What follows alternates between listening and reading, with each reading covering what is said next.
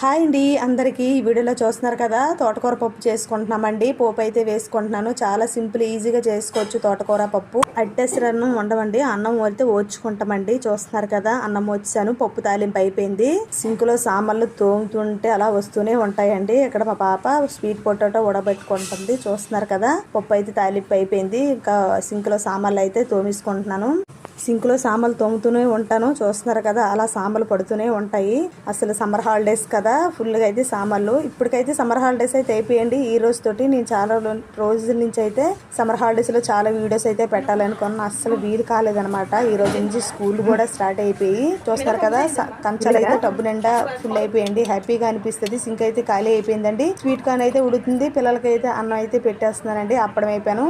అన్నంతో వడి తినడం అంటే చాలా ఇష్టం నాకు. చూస్తున్నారు కదా గోడ అయితే ఖాళీ లేదండి. మా ఎదురింటోళ్ళు అయితే మాకు బిరుదిచ్చారండి. అది ఏంటంటే ఎగ్జిబిషన్ లో సామాన్లు పేర్చమని చెప్పారండి గోడ మీద. భోజనం అయితే కంప్లీట్ అయిపోయిందండి. యథావిధిగా పనులన్నీ అయిపోయిన తర్వాత స్టిచ్చింగ్ అయితే స్టార్ట్ చేస్తాను. ఈ వీడియోకి అయితే ప్లీజ్ లైక్ అండ్ సబ్స్క్రైబ్.